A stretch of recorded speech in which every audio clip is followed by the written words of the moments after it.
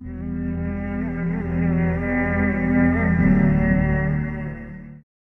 باللہ من الشیطان الرجیم بسم اللہ الرحمن الرحیم وقالا ربنا ظلمنا انفسنا وان لم تغفر لنا وترحمنا لنکونن من الخاسرین قال اللہ تبارک و تعالی فی القرآن المجید والفرقان الحمید وقل رب اغفر وارحم وانت خیر الراحمین صدق اللہ العظیم وصدق رسولہ النبی الکریم ونحن علی ذلک لمن الشاہدین والشاکرین والحمد للہ رب العالمین ان اللہ وملائکتہ یصلون علی النبی یا ایہا الذین آمنوا صلوا علیہ وسلموا تسلیما الصلاۃ والسلام علیک یا سیدی یا رسول اللہ وعلی آلک واصحابک یا سیدی یا نبی اللہ الصلاۃ والسلام علیک یا سیدی یا رحمۃ للعالمین وعلی آلک واصحابک یا سیدی یا خاتم النبیین اللہم صلی علی سیدنا و مولانا محمد معدن الجود والکرم وآلہ وصحبہ وبارک وسلم۔ تمام تعریفیں، حمد اور ثنا اللہ تبارک و تعالی کے لیے، درود و سلام نبی اکرم نور مجسم شفیع معظم احمد مجتبیٰ جناب حضرت محمد مصطفیٰ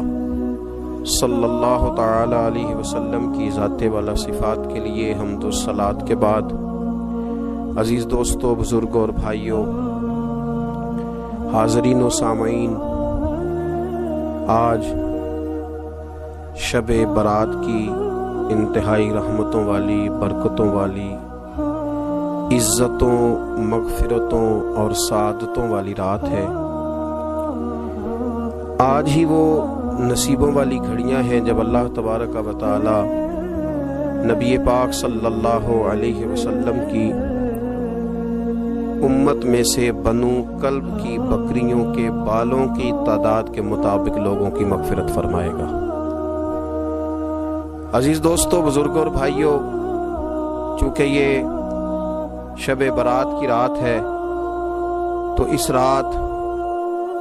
بہت سارا اہتمام اور بہت ساری چیزوں کی ہمیں ضرورت ہے، اور جن حالات کا، جن آزمائشوں کا اس وقت امت مسلمہ اور پوری دنیا کو سامنا ہے، ان میں بہت زیادہ ضرورت ہے کہ ہم اپنے گھروں میں، مساجد میں، اپنے اپنے مصلی پر بیٹھ کر اپنے رب کریم کو یاد کریں، اس کے حضور ناز اپنی پیشانی کو جھکائیں اور اس سے اپنے اپنے حصے کی خیرات طلب کریں۔ یاد رکھیے گا کہ یہ وہ مقدس گھڑیاں ہیں کہ مغرب سے لے کر صبح صادق تک اللہ تبارک و تعالی آسمان دنیا پر نزول جلال فرماتا ہے جو اس کی شان کے لائق ہے، اور وہ اعلان فرماتا ہے آج کی رات کہ ہے کوئی بخشش مانگنے والا میں اسے بخش دوں، ہے کوئی رزق طلب کرنے والا میں اسے رزق عطا کروں، ہے کوئی میری بارگاہ سے اس بات کا سوالی کہ میں اس کے اوپر کرم فرماؤں۔ بس ضرورت کس چیز کی ہے؟ ضرورت اس چیز کی ہے کہ ہم نے یہ جو حدیثیں بار بار سنی ہوئی ہیں ان پر غور کریں، اور یہ نہ سوچیں کہ یہ پچھلے سال بھی ہم نے بات سنی تھی، بلکہ اس پر پورا غور کریں اور حدیث کے ایک ایک جملے، ایک ایک حرف اور ایک ایک لفظ پر عین الیقین کر کے بیٹھ جائیں جھولی پھیلا کے، اور عرض کریں کہ اللہ تمہارے اوپر فضل فرما، اللہ تو ہمارے اوپر رحم فرما۔ تو کوشش کریں کہ بہت زیادہ استغفار پڑھا جائے آج کی رات میں، اور کوشش کریں کہ سورہ یاسین کی تلاوت کی جائے، سورہ ملک اور سورہ واقعہ کو پڑھا جائے، اور درود و سلام کثرت کے ساتھ نبی پاک صلی اللہ علیہ وسلم کی بارگاہ عالی مرتبت میں عرض کیا جائے، اور یقین کے ساتھ ایمان کے ساتھ اللہ کے حضور یہ دعا مانگی جائے کہ اللہ تو رحمت والا معاملہ فرما، درگزر والا فضل والا معاملہ فرما۔ ہوتا یہ ہے کہ اللہ تبارک و تعالیٰ بن مانگے اپنے بندوں کو بہت ساری نعمتیں عطا فرماتا ہے، بہت سارا کرم اللہ تبارک و تعالیٰ بغیر بندوں کی طلب کے ان پر فرماتا ہے، لیکن اس کے باوجود بندے بعض اوقات بڑی سخت نافرمانیاں کرتے ہیں، اور بہت ساری جگہوں پر وہ اللہ تبارک و تعالیٰ کی نہ صرف یہ کہ ناشکری کرتے ہیں، حکم عدولی کرتے ہیں، بلکہ اس کے غضب کو آواز دیتے ہیں۔ ظلم کیا جاتا ہے، حدود اللہ سے تجاوز کی جاتی ہے، غریبوں کا حق کھایا جاتا ہے، لاوارث، یتیم، کمزور لوگوں کے ساتھ جب زیادتیاں حد سے بڑھ جاتی ہیں تو پھر اللہ ناراض ہو جاتا ہے، پھر وہ بہت ساری جگہوں پہ اپنے بندوں کو آزمائش میں بھی مبتلا کرتا ہے۔ تو میرے عزیز، آج کی اس رات میں کثرت استغفار کی ضرورت ہے، اللہ تبارک و تعالیٰ کو منانے کی ضرورت ہے، اس کے فضل کو آواز دینے کی ضرورت ہے۔ ہم انسان ہیں، بھول جاتے ہیں، بشر ہیں، بے خبر ہیں، ہلاکت کی دعا کیوں مانگیں؟ تو ہم کئی دفعہ بھول جاتے ہیں، کئی دفعہ ہمارے ساتھ اس طرح کا معاملہ ہو جاتا ہے کہ ہمیں سمجھ نہیں آتی کہ اب ہمیں کون سا رستہ اختیار کرنا ہے۔ تو اس موقع پر اللہ کو منانا چاہیے، رب کریم کی رحمت کو آواز دینی چاہیے۔ دیکھیے حضرت سیدنا آدم علیہ نبینا علیہ السلام سے ایک خطائے اجتہادی ہو گئی، اللہ تبارک و تعالی نے ایک درخت کے پاس جانے سے منع کیا تھا، لیکن مشیت ایزوی کے حضرت آدم وہاں چلے گئے، اور پھر جب انہیں محسوس ہوا نا کہ میرا رب ناراض ہو گیا ہے اور وہ زمین پہ تشریف لے آئے، تو 300 سال انہوں نے رو کے گزارے۔ یہاں تو خشک ہو گئی ہیں لوگوں کی آنکھیں، اب بھی لوگ ٹی وی کی خبروں پر زیادہ توجہ دیتے ہیں، لوگ ظاہری اسباب پر زیادہ نظر رکھتے ہیں۔ 300 سال جناب آدم علیہ السلام نے رو کے گزار دیے، 300 سال، اور پھر دونوں نے، قرآن مجید فرماتا ہے کہ دونوں نے، جناب آدم نے، حضرت حوا نے کہا، وقالا، دونوں نے کہا، ربنا ظلمنا انفسنا، اے اللہ ہم نے خود ہی اپنا برا کیا، وَإِن لَّمْ تَغْفِرْ لَنَا، اگر تو نے ہمیں معاف نہ کیا، لَنَكُونَنَّ مِنَ الْخَاسِرِينَ، تو اللہ ہم نقصان اٹھانے والوں میں سے ہو جائیں گے۔ اللہ کو منایا، اس کی بارگاہ میں آہوزاری کی، گڑ گڑائے، عرض گزار ہوئے، ربنا ظلمنا انفسنا، اے اللہ ہم نے خود ہی اپنا برا کیا ہے، وَإِن لَّمْ تَغْفِرْ لَنَا، اگر تو نے ہماری بخشش نہ کی، وَتَرْحَمْنَا، اور تو نے ہمارے اوپر رحم نہ کیا، لَنَكُونَنَّ مِنَ الْخَاسِرِينَ، تو ہم نقصان اٹھانے والوں میں سے ہو جائیں گے۔ اللہ تو ہمارے اوپر رحم فرما، ہم پر فضل فرما، ہمارے لیے آسانی فرما۔ تو جب یہ جملے آپ نے ادا کیے تو پھر اللہ تبارک و تعالیٰ نے ان پر اتنا فضل فرمایا کہ مالک کریم نے اپنی ساری رحمتوں، برکتوں، نوازشوں سے انہیں مالا مال فرما دیا۔ تو پہلے تو بات یہ ہے کہ احساس ندامت ہو، پھر اس کے بعد رب کریم کو منانے کی خواہش ہو، بے رخی کا مظاہرہ، اور اسی طرح کھیلتے رہنا اور اسی طرح روٹین کے کاموں میں لگے رہنا، بلکہ پہلے سے زیادہ ان چیزوں پہ توجہ کرنا جن پر پہلے کام کی جاتی، فضولیات کو اپنے معاملات کا حصہ بنا لینا، لوڈو پہلے سے زیادہ کھیلی جانا، شطرنج کی بازیاں لگنا، اور فلموں اور ڈراموں پر توجہ بڑھا لینا، گیمیں کھیلنے لگنا، بجائے اس کے کہ اللہ نے اوقات دیے ہیں تو اس میں رب کو منایا جائے اس کی بارگاہ میں۔ لیکن وہ اس طرح جیسے شکاوت بڑھتی ہے، جیسے ہمیں احساس ختم ہو گیا، جیسے ہماری طبیعت کے اندر اب وہ والی بات نہیں رہی جو کہ ہونا چاہیے تھی۔ تو اللہ کریم کی بارگاہ میں عرض کیا جائے، رب کریم کے حضور ناز یہ گزارش کی جائے اور اسے منایا جائے۔ سورۃ المومنون کو دیکھیے تو اللہ تبارک و تعالیٰ نے ارشاد فرمایا، دیکھیے ذرا قرآن مجید کا انداز، فرمایا وَقُلْ رَبِّ اغْفِرْ وَارْحَمْ، کہا اے محبوب آپ فرمائیے، آپ مجھ سے کہیے، رب اغفر، یا اللہ تو معاف فرما دے، یا اللہ تو اپنے بندوں کو معاف فرما دے، ورحم، اور اللہ تو رحم فرما، اور محبوب آپ یہ کہیے کہ وانت خیر الراحمین، اے اللہ تو سب سے بڑھ کر رحم فرمانے والا، اے محبوب آپ یہ کہیے۔ یہ دیکھیے انداز، اللہ تو نے معاف کرنا ہے تو کر دے، فرمایا نہیں میرے حبیب پہلے کہیں گے، حضور فرمائیں گے میں اپنے محبوب کی زبان اطہر سے اس بات کو سننا محبوب رکھتا ہوں۔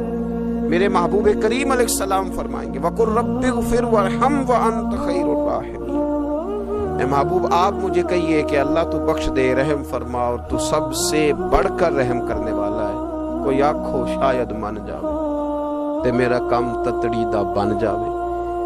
اے محبوب آپ کہیے کہ اے اللہ تو رحم فرما، تو کرم فرما، اور تو سب سے بڑھ کر رحم کرنے والا ہے۔ نبی پاک صلی اللہ علیہ وسلم نے ہماری توجہ دلائی، حضور صلی اللہ علیہ وسلم نے فرمایا بے توجہی کے ساتھ ادھر ادھر خیالات کر کے رب سے نہ مانگا کرو، تردد کے ساتھ، بے یقینی کے ساتھ نہ مانگا کرو، بلکہ رسول کریم صلی اللہ علیہ وسلم نے فرمایا، یہ حدیث پاک مسلم شریف میں موجود ہے، حضور فرمانے لگے جب رب سے مانگو نا تو اصرار کر کے مانگو، جب رب سے مانگو تو اصرار کر کے، بچہ ناز دکھا رہا ہے اصرار کر، اللہ سے مانگو تو اصرار کر کے مانگو، اور فرمایا رغبت کے ساتھ مانگو۔ کیا خوبصورت لفظ ہے حدیث کے، حضور فرمانے لگے اصرار کر کے مانگو، رغبت کر کے مانگو۔ رب کے لیے کوئی چیز دینا مشکل تو نہیں ہے نا، اس کے لیے کوئی مشکل ہے تمہیں عطا کرنا، تو رغبت کر کے اللہ سے سوال کرو، اسے مناؤ۔ اور خود نبی پاک صلی اللہ علیہ وسلم کا حال یہ تھا، حضرت عائشہ صدیقہ رضی اللہ تعالیٰ عنہ فرمانے لگی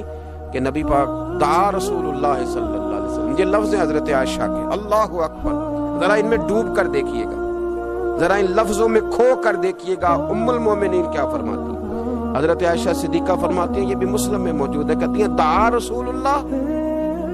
کہتے ہیں نبی پاک نے دعا مانگی، حضور نے دعا مانگی، سبحان اللہ، کیا لفظ ہیں، کیا وجد آفرین جملے، کہتی ہیں دعا رسول اللہ، نبی پاک نے دعا مانگی، ثم دعا، دعا مانگ کر حضور پھر دعا مانگنے لگے، حضور نے دعا مانگی اور دعا مانگ کر حضور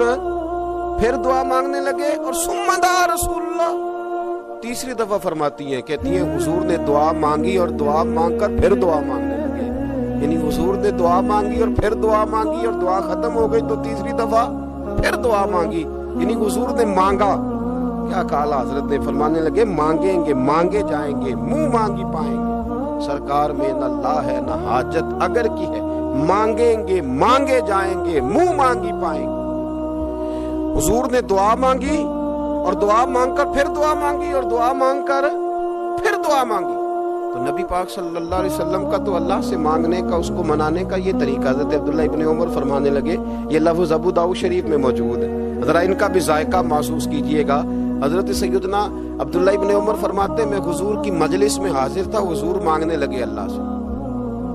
حضور اللہ سے مانگنے لگے۔ میں تو کئی دفعہ یہ دعا بھی مانگنے لگ جاتا ہوں کہ اللہ تو ان دعاؤں کی طرف تو دیکھ جو تیرے رسول نے ہمارے لیے مانگی۔ اللہ تو ہمیں تو نہیں نہ مانگنا آتا، نہیں طریقہ آتا، نہیں سلیقہ آتا، نہیں انداز آتا، ہم تو بے توجہ سے لوگ ہیں، بیٹھنے کا ڈھب نہیں آتا ہمیں تو ہاتھ اٹھانے کا سلیقہ نہیں آتا، اب تو وضو کرنے کے اس طریقے سے آشنا نہیں، پر اللہ تیرے محبوب نے تو خوب مانگا ہے نا تجھ سے،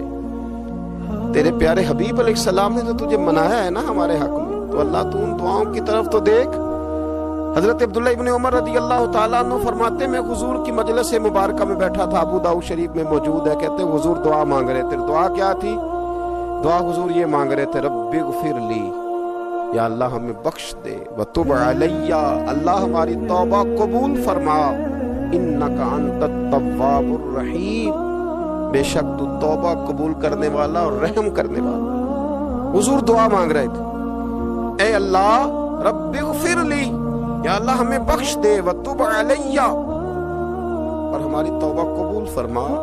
انک انت التواب الرحیم، بے شک تو توبہ قبول کرنے والا اور رحم کرنے والا۔ حضرت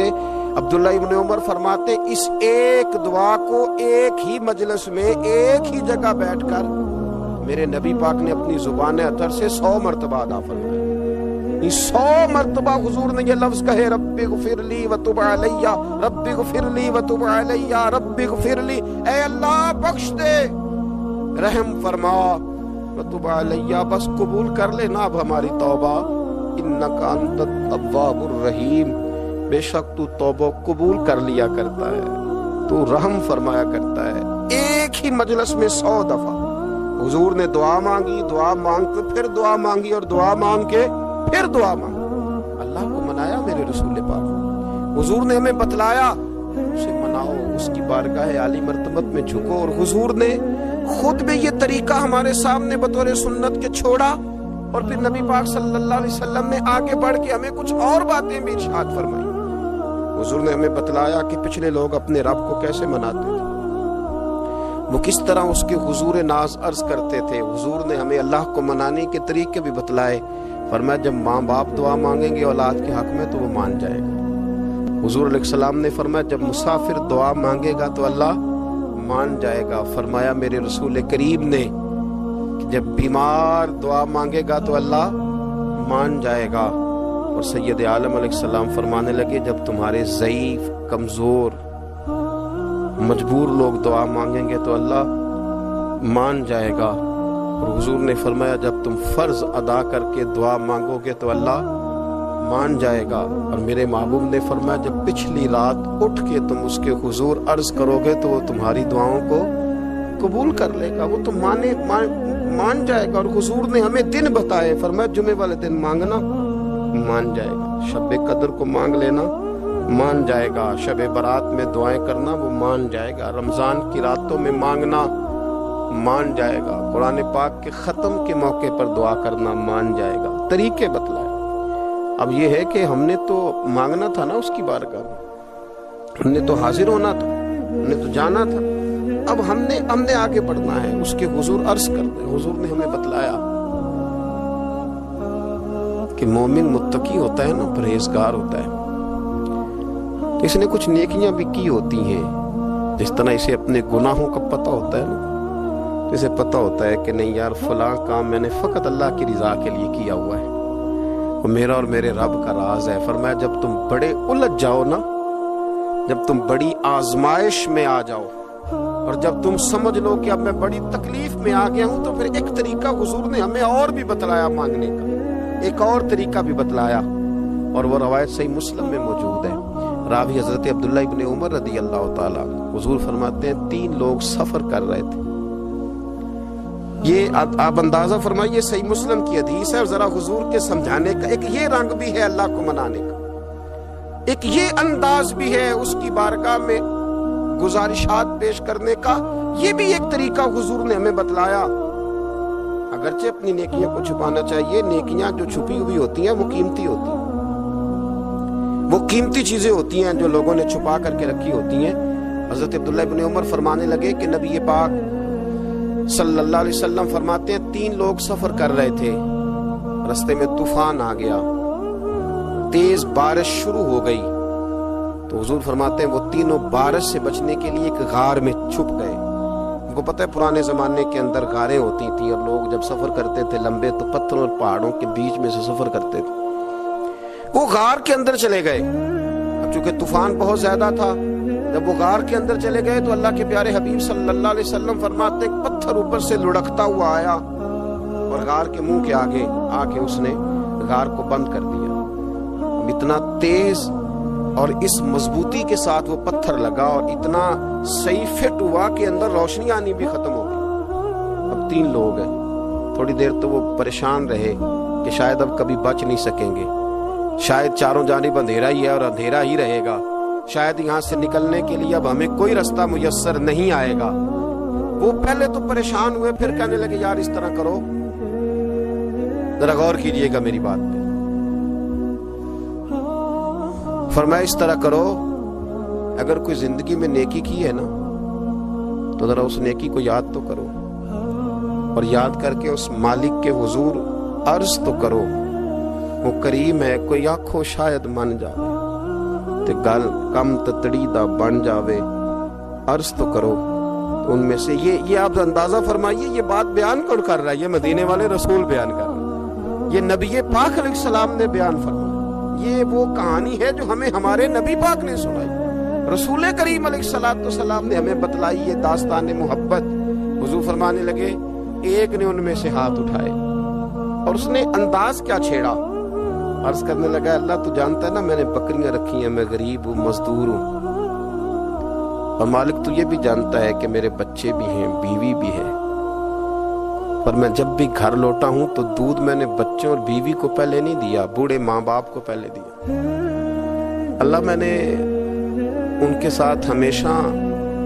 کرم کے بازو کھول کر معاملہ کیا، وہ غار میں تنہا بیٹھے ہیں اور اپنے مالک کو منا رہے ہیں۔ عرض کرتے ہیں اللہ تجھے یاد ہے نا ایک رات جب میں بڑی دیر سے لوٹا تھا،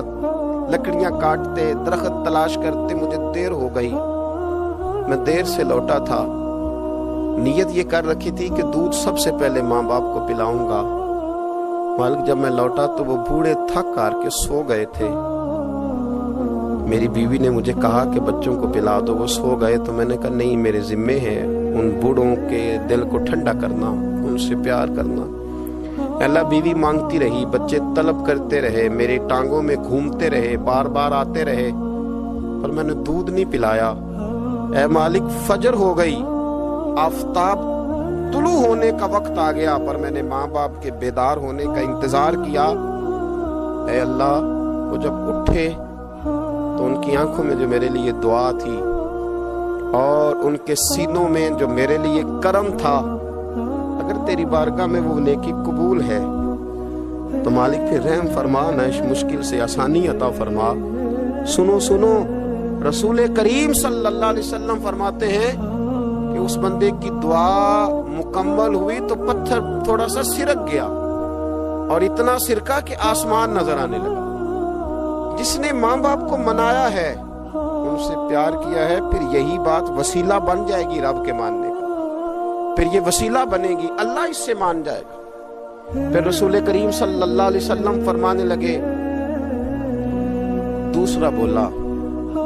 اور عرض کرنے لگا کہ اے اللہ تو جانتا ہے مجھے اپنے چچا کی بیٹی بھانے لگی تھی، میں اس کی طرف رغبت کرنے لگا تھا،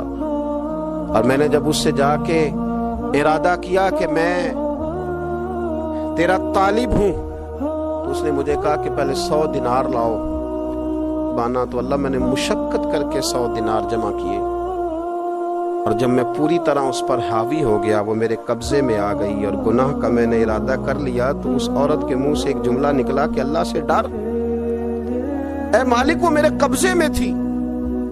اے اللہ میں گناہ پر قادر تھا، میں چاہتا تو گناہ کر لیتا، لیکن جب اس نے تیرا نام لے کے کہا نا کہ اللہ سے ڈر، اللہ میں ڈر گیا، میں اسے چھوڑ کے آ گیا۔ اگر تجھے یہ بات پسند ہے تو پھر نکال دینا اس مشکل سے، پھر کر دینا کرم۔ اللہ میری بھی تو چڑھتی جوانی تھی نا، میں بھی تو سب کچھ کر سکتا تھا، پر تیرے لیے، تیری خاطر میں لذت گناہ سے باز رہا، تو اللہ تو رحمت فرما دے۔ حضور فرماتے ہیں اس کی دعا مکمل ہوئی تھی کہ پتھر تھوڑا اور سرک گیا۔ پھر تیسرا بولا اور اس نے بول کے کہا اے اللہ ایک مزدور کو، ایک دیہڑی دار کو، ایک غریب کو میں نے کام پہ رکھا ہوا تھا، یہ تیرا اور میرا راز ہے اللہ۔ وہ مزدور، وہ دیہڑی دار میرے پاس کام پہ لگا تھا، کچھ چاول میں نے اس کی اجرت مقرر کر دی کہ تو کام مکمل کرے گا تو میں تجھے دوں گا، اور جب اجرت لینے کا وقت آیا تو وہ بگڑ کر ناراض ہو کر چلا گیا، میں اسے ڈھونڈتا رہا، وہ مجھے ملا نہیں، میں نے اس کے چاولوں کی قیمت کاروبار میں انویسٹ کر دی، اس کا تھوڑا سا سرمایہ پر میں نے کھایا نہیں، پھر وہ اس سے میں کاروبار کرتا رہا اور اتنا کاروبار کیا کہ بہت ساری گائیں اور ان کے چرواہے تیار ہو گئے، وہ سالوں کے بعد لوٹا، میں نے اس غریب کا مال کھایا نہیں بلکہ بڑھایا، محفوظ کر کے رکھا، وہ سالوں کے بعد لوٹا اور کہنے لگا میرا مال، تو میں نے کہا وہ ساری گائیں تیری ہیں، وہ چرواہا تیرا ہے، یہ سارا کچھ تیرا ہے، کہنے لگا تم مجھ سے مذاق کرتا ہے، میں غریب کہاں اور گاؤں اتنی بڑی گائیں کہاں، تو مذاق کرتا ہے، تو میں نے کہا مذاق نہیں، میں نے اپنے رب سے ڈر کے تیرے مال کی حفاظت کی، یہ تیرا ہے، اے اللہ میں کھا بھی تو سکتا تھا نا، پر تجھ سے ڈر کر میں نے وہ سارا محفوظ رکھا۔ اللہ اگر تجھے میری یہ ادا پسند ہے تو پھر آج مان جانا، آج راضی ہو جا۔ اللہ کے رسول فرماتے ہیں اس کی دعا مکمل ہوئی تھی کہ پتھر لڑکا اور ان کے لیے رستہ بن گیا۔ وہ باہر آ گئے تو حضور نے ہمیں بتلایا کہ وہ تمہاری نیکیاں جو چھپی ہوئی ہیں، وہ تمہاری نیکیاں جو تم نے خالص اللہ کی رضا کے لیے کی ہیں، ان نیکیوں، ان اعمال کا وسیلہ بھی تمہارے رب کے ماننے کا ذریعہ بن جائے گا۔ اس کو منایا جائے، اس کے حضور حاضری دی جائے، اس سے بخشش کا سوال کیا جائے، اس کی بارگاہ میں یہ گزارش کی جائے کہ اللہ غریبوں، مجبوروں، کمزوروں اور ان لوگوں کے صدقے جو اللہ رستہ دیکھ رہے ہیں کہ رستہ کب کھلے گا، جو تیری بارگاہ کرم کے سوالی ہیں، ان کے صدقے تو رحم فرما، تو کرم فرما۔